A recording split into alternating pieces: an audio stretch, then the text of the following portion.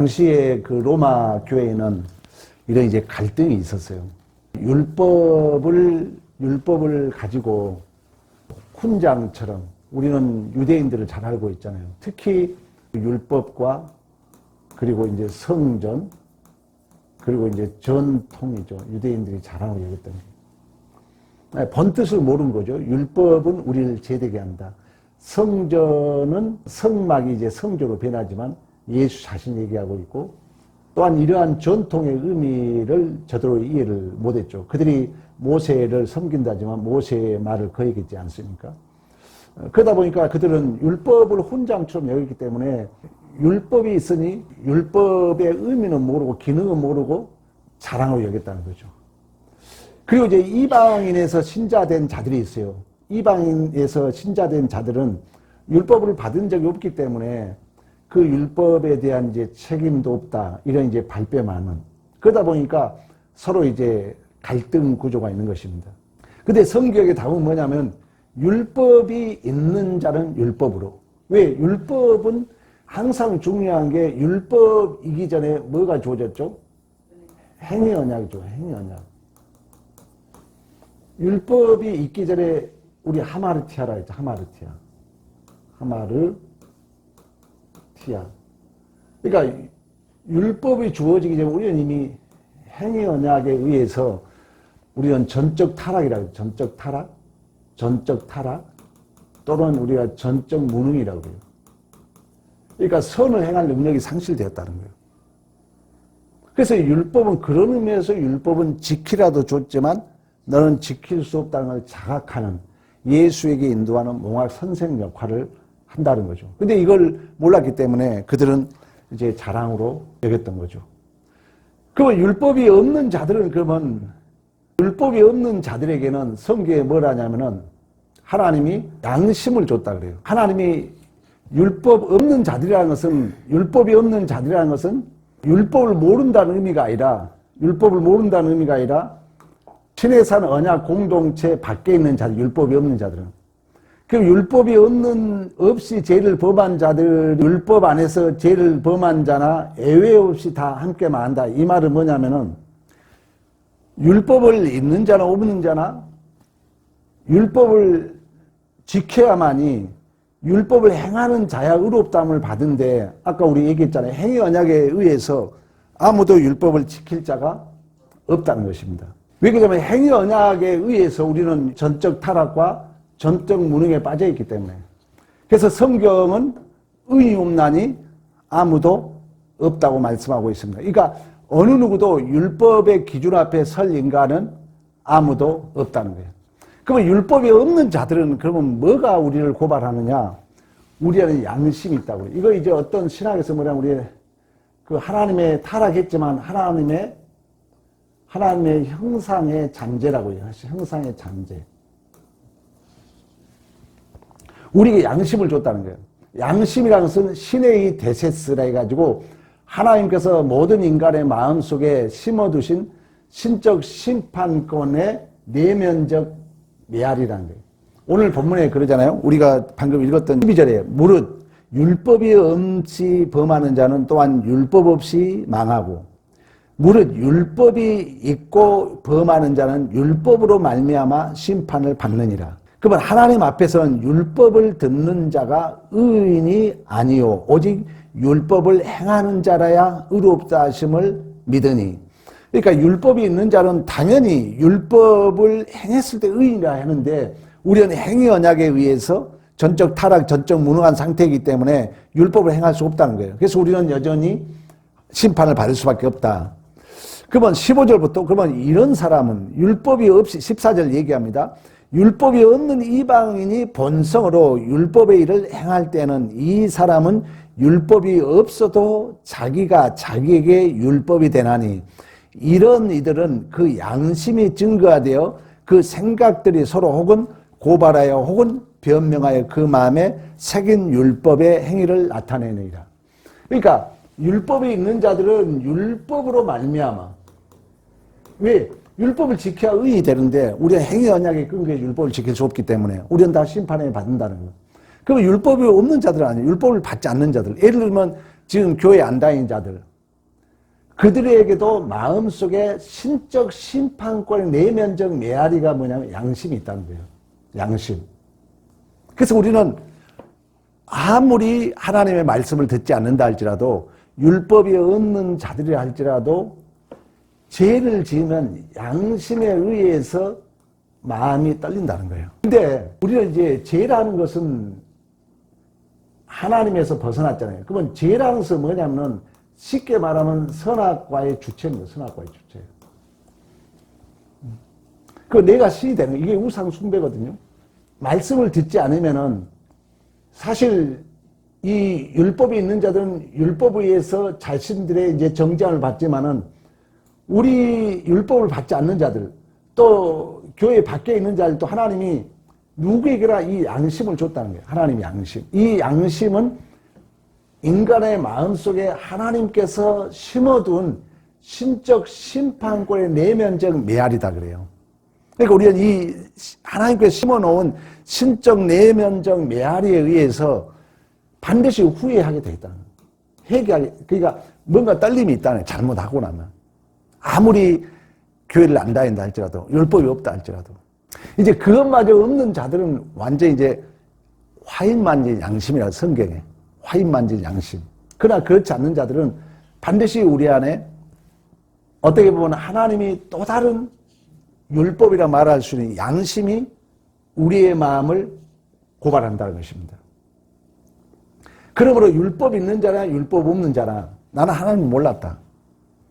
나는 몰랐다. 이렇게 핑계하면은 그 사람은 진노의 잔을 더욱 쌓아갈 뿐이다. 이렇게 성경은 얘기하는 것입니다. 율법을 가진 자나 양심을 가진 자나 누구나 심판 앞에 설 수밖에 없다는 것입니다. 왜 그러냐면 우리는 이미 모든 것이 행위 언약을 전제하고 있기 때문에 행위 언약을 전제하고 있기 때문에 행위 언약에서 모든 것이 주어졌기 때문에 율법을 가진 자나 또 율법을 안 가진 자는 이미 양심이 그를 고발하고 있기 때문에 근데 율법이 우리에게 요구하고 있지만 우리는 이미 전적 타락, 전적 무능했기 때문에 우리는 지킬 수 없다는 거예요.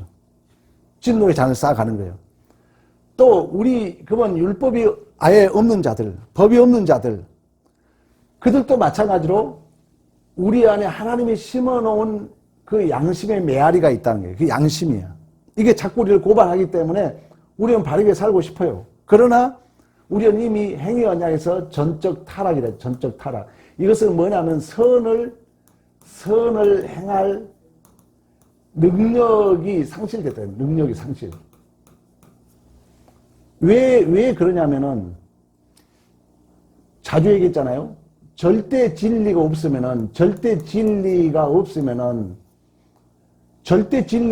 어느 것도 답을 내릴 수 없잖아요. 자, 예를 들어서 성경을 우리가 캐논이라 그래. 자. 그러면 자가 없는데 이걸 여러분 몇 센치냐고 물어본다면 어느 누구도 답을 내릴 수 없잖아요. 정답에서 벗어난 게 죄니까. 하마르티아라는 의미가 뭐예요? 관역에서 벗어난 게 죄거든요. 그래서 하나님이 온전케 하라고 내가 온전해 너희도 온전하라 그래요. 그래 어느 누구도 선을 행한다 할지 내가 아무리 양심적으로 산다 할지라도 어느 누가 양심적으로 사는데 나는 100% 나는 의인이다 할 수는 없다는 거예요. 또 율법 앞에도 마찬가지예요. 어느 누구도 하나님의 법 앞에 나는 괜찮다 할 수 없다는 거예요. 자, 이런 걸 바로 알면 우리는 심판권이 없는 거예요. 그래서 우리가 원망 불평도 우상숭배라 그랬잖아요. 왜 그러냐면 남을 비판하고 원망함으로 나의 도덕적 안정감을 찾거든요. 우상이라는 거예요. 누굴 비판하면 나는 안 그런 척 이렇게 안정감을 찾아. 그러니까 자기도 모르게 속는 거예요. 그러다 보니까 우리는 다 미달이고 다 죄인 앞에 심판받을 자들인데 나는 안 그런 척. 왜? 어느 기준? 내가 안 그런 척한 기준이 어디 있냐고. 내가 아무리 하나님의 양심을 줬지만 우리가 율법을 줬다 할지라도 율법에 충족할 사람 아무도 없잖아요. 양심에 내가 만족할 사람 아무도 없잖아요. 근데 우리는 내가 정해놓은 이제 기준, 아까 얘기했잖아요. 선악과의 주체라 그러거든요. 이 죄거든요. 가장 큰 무서운 죄가 내가 기준이 되는 거예요. 근데 내가 기준이 되면은 내가 자주 얘기했잖아요. 이제 내가 기준이 되면 참 무서운 게 내가 기준은 100점이 없어. 그러면 나는 이제 잘해야 우리 한 60점 되겠죠. 60점. 여러분 하나님 앞에 내가 법으로 난 100% 100점이다 할 사람 없잖아요. 그럼 우리가 60점이야. 우리 예를 들면 그러면 나보다 더 나은 70점이 있을 수 있고 50점이 있을 수 있고 30점이 있을 수 있잖아요. 근데 이 사람은 이게 100점이야. 예를 들면. 그러면 이제 잘하는 사람 비판하고 못하는 사람 비판하죠. 그러면 이걸 자기는 이제 100점화 만드는 거예요. 자기도 속는다는 거예요, 이게. 그래서 남을 비판하게 되면 의원 중에 나는 안 그런 척 나도 모르게 안정감을 찬다, 안정감. 도덕적 안정감을 찬다 그래요. 그게 우상이라는 거죠. 어느 누가 뭘 기준을 가지고 뭘 비판할 수 있겠어요? 뭘 기준으로? 근데 우리는 이런 오류에 빠질 수 있다는 것입니다. 물론 이제 이 로마서는 결국 예수 그리스도를 끄집어내기 위하여 계속해서 역전의 드라마. 너는 미달이야. 너는 안 돼. 이렇게 지금 얘기를 하는 거예요. 그래서 우리는 어느 누구도 율법 앞에든 양심 앞에든 내 성적표를 내놓으면은 물론 도덕적 수준이 높고 낮거나 차이는 있을 수 있어요. 도덕적 차이는 있을 수 있어요. 그러나 도덕적 기준이 여러분 뭐 한두 가지입니까? 한두 가지냐고요. 우리의 인생이 엄청 여러 가지잖아요. 수천 가지가 이렇게 있잖아요. 근데 여러분이 하나는 잘할 수 있어. 나보다 나을 수 있어. 그리고 다른 걸 따지면 어느 누구도 내가 기준이 될 수 없다는 거예요. 그렇지 않습니까, 여러분? 옛말에 똥 묻은 개가 재 묻은 개 뭐라 한다는 식으로 우리 조심해야 된다는 거예요. 우리 지난주 말에 대해서 얘기했잖아요. 손가락 하나 가르치면 세 개는 나를 가르치고 있다는 거예요. 근데 이런 원리를 모르면은 우리는 이 착각 속에 하나님의 주신 율법, 내 속에 메아리로 심어놓은 양심, 어느 앞에도 우리는 내 점수를 높고 낮거나 차이는 있을 수 있어요. 그냥 그 부분도 수백 가지잖아요. 어떤 사람은 가정 문제, 돈 문제, 또 뭐 문제 따져봐봐요. 그러면 어느 누가 나보다 더 잘난 사람이 있겠냐고요. 여러분 각자 생각한다면 다 자기가 잘났다 생각할 거 아니에요. 그냥 막상 자를 재본다면은 우리는 하나님 앞에 내놓을 것이 없다는 것입니다. 그래서 우리 기독교는 바로 알아야 우리가 고급해진다는 거예요. 신의 성품이. 그렇지 않으면은 내 기준을 가지고 산 사람은요 계속 원망한다니까요. 정말 이거 안 고쳐집니다. 이게 고쳐지기가 혀 3번 깨물어야 돼요. 피나게. 안 그러면 또 우리는 앵무새짓 하는 거예요. 앵무새. 내 기준으로 계속. 이 말씀을 듣는데 이 말씀이 정말 나를 폭로시켜가지고 욥처럼 내 손으로 내 입을 가리나이다 이 고백이 안 되면은 그래서 내가 입술로 고백하라 했죠. 입술로. 하나님 내가 또 이랬네요. 하면서 안 하면은 여러분 자신이 여러분은 잘할 수 이게 잘 안 됩니다. 하여튼 하나님 앞에 우리는 어느 누구도 성적표를 발견해 올 수 없다는 거예요. 그래서 이 모든 것이 결국 이제 누구에게 인도한다고요? 예수 그리스도에게 인도하는 거예요. 결국 이제 내가 할 수 없다는 것이 항복되었을 때 예수의 은혜가 서거든요. 근데 그러한 나의 절망과 나의 비참이 확인되지 않는 자는 예수가 없는 거예요, 그 속에. 왜? 나는 잘못이 없는데요? 무슨 예수의 은혜가 있냐고. 그래서 우리나라 명설교 대가들이 다 그래요. 교회 이 윤리도덕주의, 옳고 그르고 윤리도덕주의가 교회의 은혜는 다 까먹는다는 거예요. 교회의 은혜는 기다려주고 용서해주고 참아줘야 되잖아요. 우리 예수님이 그랬던 것처럼. 그러니까 의가 뭔지도 모르는 거예요. 여러분 뭐래요? 쟤는 의도, 경향, 지향성, 목표, 목적이라 했죠. 목적. 내가 지금 말을 하는데 속에는 계속 얘기를 하는 거예요. 의도를 가지고. 나는 도덕적 그러면서 쾌감을 느껴. 왜? 이렇게 남을 뭐 하면은 나는 안 그런 척 우상에 빠져버리거든요. 그러나 우리가 정말 하나님 앞에 양심이든 율법이든 내가 하나님 앞에 설 수 없는, 하나님 앞에 나는 미달이다 한다면 우리 주님이 도살장에 끌려가는 양처럼 열지 않았던 것처럼, 또 이러한 것이 전제하에서 테텔레스타이, 하나님이 다 이루었다는 거예요. 하나님이. 그러니까 예수 그리스도가 빠져버리면은 복음이 아니라 그랬잖아요. 그래서 성경은 예수 그리스도를 인도하기 위하여 너는 죄인이었어. 너는 안 돼. 너는 스스로 의인이 될 수 없어. 이 얘기를 계속 하는 거예요. 계속해서 반복해서 얘기합니다. 계속해서. 내가 당해야 할 그 자리에 결국 이제 우리 주님이 심판대에 서야 된다는 것은 내가 얼마나 죄인됨을 항복해야 되잖아요.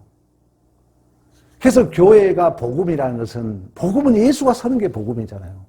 그러면 예수 그리스도가 오기 위해서는 철저하게 우리의 죄를 하나님은 드러내고 항복하게 되죠.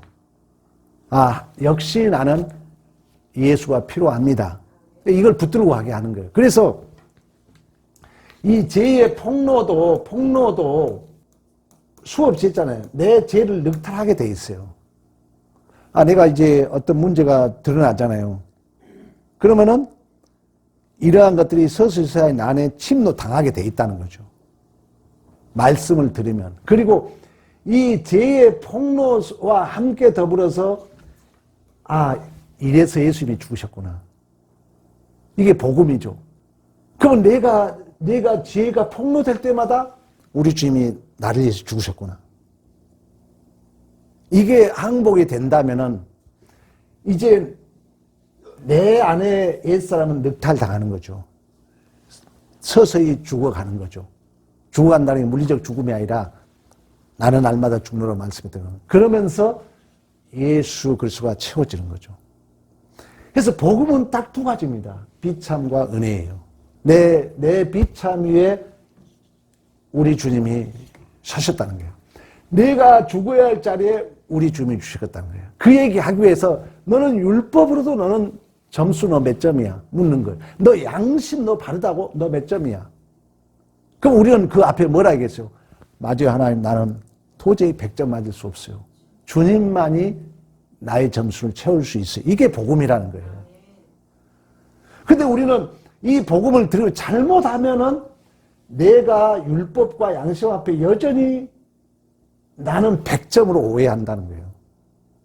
근데 사실 점수 100점 없어. 절대. 우리 솔직한 얘기로 한 40점 되잖아? 그러면 이걸 이제 절도화 딱 시켜놓는다는 거죠. 선악과 주체. 그때부터 이제 비판하는 거예요. 왜? 나는 100점이니까. 착각속을 받는다는 거죠. 조심해야 돼요. 그래서 예수 그리스도는 그런 의미에서 우리의 구원자예요. 그분과 동시에 또 다시 이제 우리는 율법으로나 양심으로나 내 점수가 100점이 될 수 없잖아요. 근데 예수는 100점이에요. 그렇잖아요. 의인이니까. 그러면 이 예수가 나를 구원함과 동시에 또 다시 이 예수가 우리를 또 다시 심판해야 돼. 그 말은 뭐예요? 예수가 진리이기 때문에 알레데이아라고 그러죠. 알레데이아. 예수가 진리이기 때문에 예수 앞에 나는 또 이렇게 점수가 정말 60점밖에 안 되구나. 두 가지 구조를 하는 거예요. 우리를 구원하고 나 때문에 우리 예수님이 죽으셨구나. 이 구원과 더불어서 또다시 예수가 나의 모든 것을 폭로시키죠. 왜? 예수 앞에 서면 내가 작아지니까.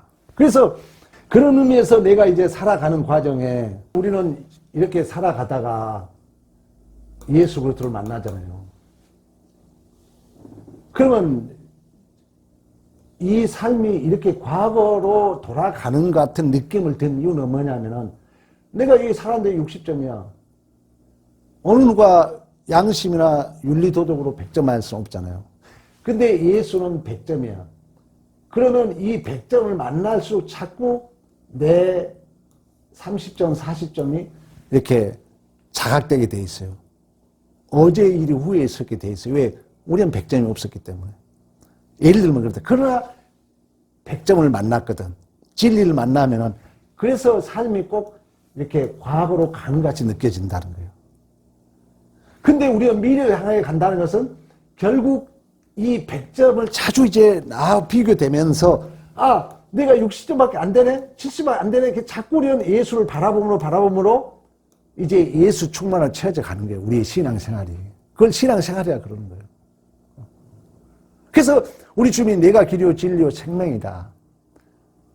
나를 믿는 자는 죽어도 살겠고 무릇 살아서 믿는 자는 영원히 죽지 아니한다. 그 생명이 바로 예수 그리스도라는 것입니다.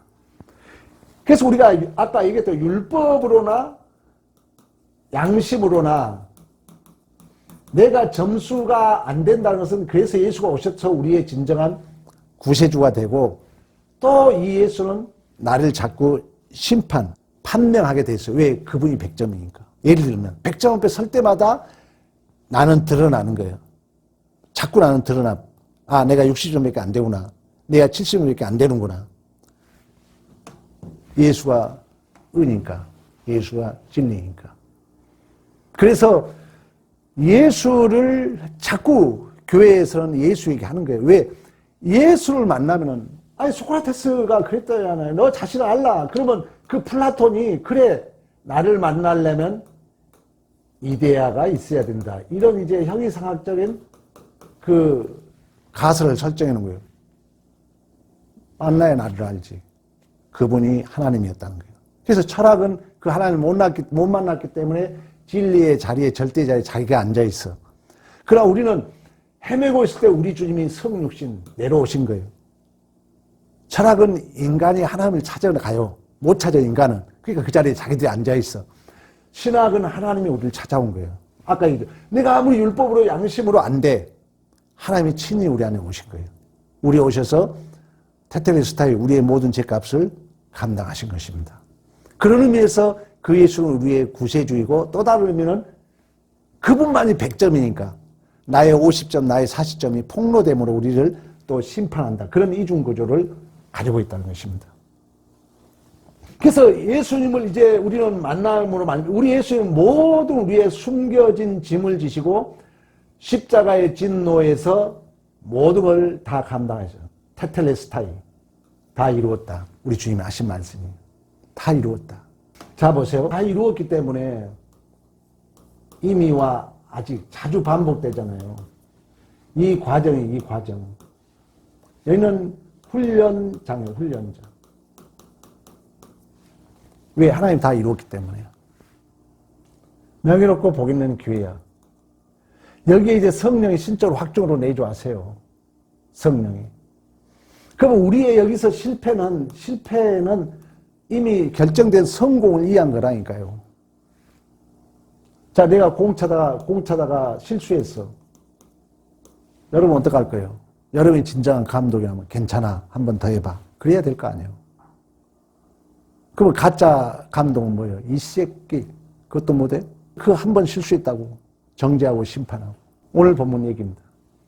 우리 주님이 아무도 우리 주님은 변명하지 아니하시고 핑계하지 아니하고 십자가상에서 도살장에 끌려가는 양처럼 입을 열지 않고 그 십자가를 지신 겁니다.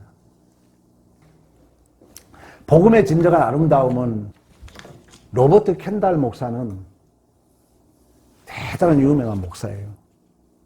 이 목사님이 이런 얘기를 했어요. 복음의 진정한 아름다움은 내 자신이 얼마나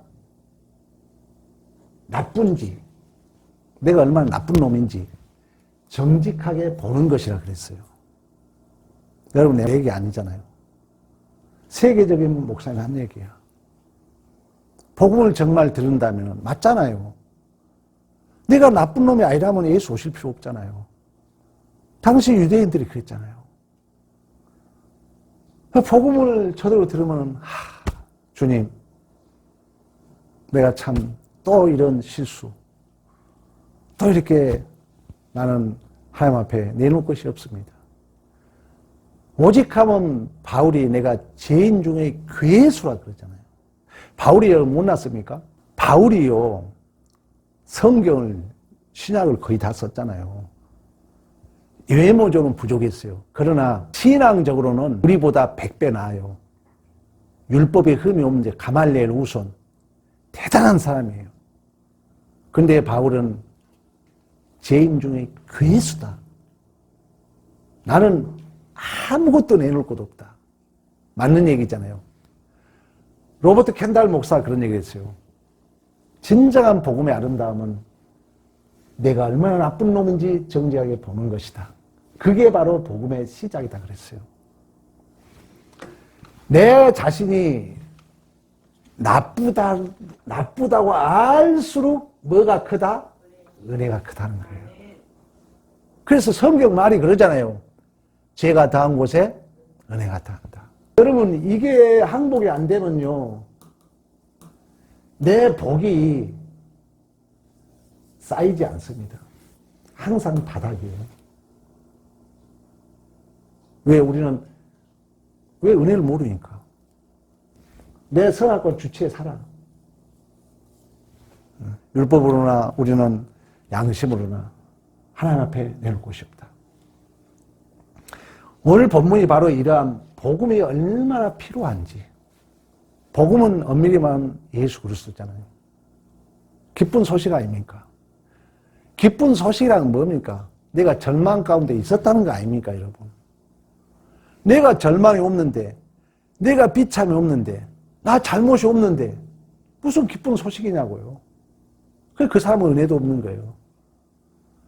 그러나 우리가 정말 율법 앞에나 양심 앞에나 내가 하나님 앞에 자랑할 것이 없는, 정말 오늘 로버트 켄달 목사 얘기했던 것처럼 난 나쁜 놈이야, 이렇게 안다면 예수의 은혜가 큰 거죠. 그러면 나도 그렇다면 똑같다는 거예요. 그래서 우리는 누구도 정죄할 수 없습니다. 누구도 심판할 수 없어요. 여러분, 율법적으로 여러분 점수 몇 점입니까? 여러분 양심적으로 점수 몇 점입니까? 여러분 한번 과거의 삶을 다 봐봐요. 얼마나 죄 덩어리였는가. 입만 벌리면 남 흉보고 비판하고, 이 죄 덩어리가 나는 안 그런 척하고 있다는 것은 예수가 없는 거예요, 그 사람은. 정말 예수가 있다면은 우리는 그럴 수가 없다는 것입니다. 그래서 오늘 본문에 계속해서 너는 율법으로나 양심으로나 너 점수 몇 점이냐 묻는 거예요. 도저히 하나님 앞에 내놓을 것 없는 나는 나쁜 놈입니다. 그 복음에 필요한지를 오늘 본문은 말씀하고 있어요. 그래서 정말 주님, 나는 죄인입니다. 나는 정말 나쁜 놈입니다. 이 항복 이후에 예수님이 뚜벅뚜벅 여러분 자리에 걸어오는 것입니다. 여러분, 율법을 가진 자도, 율법 없이 사는 자도 아무도 하나님 앞에 합격자가 없다는 거예요. 아까 얘기했죠. 율법으로 내 점수 몇 점이냐고요. 여러분 양심적으로 삽니까? 안 그렇잖아요. 뭐 몇 가지는 그럴 수 있죠. 그러나 정말 하나님의 진리 앞에 놓으면 우리는 제 덩어리잖아요. 그래서 우리 예수님이 오셨잖아요. 자, 하나님은 이처럼 이방인 마음에도 양심을 줬어요. 우리가 말씀을 듣든 안 듣든 다 하나님의 심판을 받을 수밖에 없습니다. 그 심판을 우리는 율법이 있는 자나 없는 자나 양심이나 율법이나 나는 내놓을 점수가 없다는 거죠. 그래서 그 심판을 예수 그리스도에게 담당시켰어요. 그래서 여러분 꼭 기억해야 돼.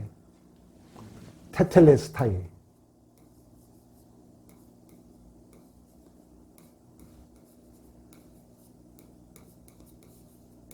테텔레스타이 다 이루었어요. 하나님이 다 이루셨어요.